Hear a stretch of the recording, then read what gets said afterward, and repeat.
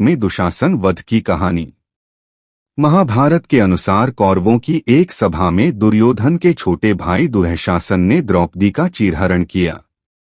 दुःशासन की इस गलत हरकत के बाद द्रौपदी ने प्रतिज्ञा की कि वो तब तक अपने केश नहीं बांधेगी जब तक अपने बालों को दुःशासन की छाती के रक्त से ना धो लें। भीम ने द्रौपदी की इच्छा को पूरा करने का वादा किया।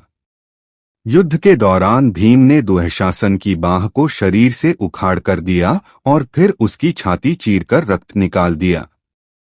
रक्तों को अपने हाथों में लेकर भीम द्रौपदी के पास पहुंचे और दुःशासन की छाती का खून द्रौपदी को दिया, जिसके बाद उन्होंने रक्त को अपने बालों पर लगाया और प्रतिज्ञा पूरी की। कहा जाता है कि युद्ध शुरू होने के पहले दिन से ही द्रौपदी दुशासन के वध का इंतजार कर रही थी। युद्ध खत्म होने के बाद सभी पांडव धृतराष्ट्र से मिलने गए। दुर्योधन को मौत से धृतराष्ट्र दुखी थे, यही कारण था कि वो भीम को मारना चाहते थे। धृतराष्ट्र ने भीम को गले लगाने की इच्छा जताई, लेकिन श्री कृष्ण इस बात को जानते थे कि धृतराष्ट्र के इरादे ठीक नहीं हैं। इसलिए श्री कृष्ण के कहने पर लोहे की प्रतिमा को आगे कर दिया गया। धृतराष्ट्र ने भीम समझकर लोहे की प्रतिमा के टुकड़े टुकड़े कर दिए। धृतराष्ट्र को लगा कि उन्होंने भीम का वध कर दिया है, इसलिए वो दुखी हुए।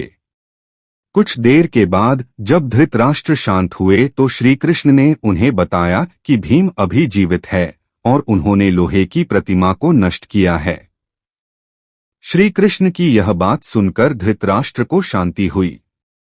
कहा जाता है कि दुर्योधन के वध के बाद युद्ध खत्म हो गया और युधिष्ठिर को राजा बना दिया गया। कई सालों तक धृतराष्ट्र और गांधारी पांडवों के साथ रहे। नकुल, सहदेव और अर्जुन ने सदा धृतराष्ट्र को सम्मान दिया। ये तीनों इनकी सेवा करते रहते थे।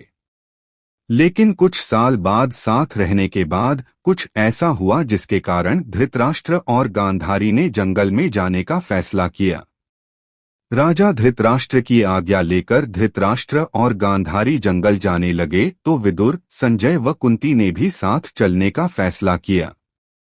धृतराष्ट्र ने मनाने की कोशिश की, लेकिन कुंती ने बात नहीं मानी और सभी लोग वन में चले गए।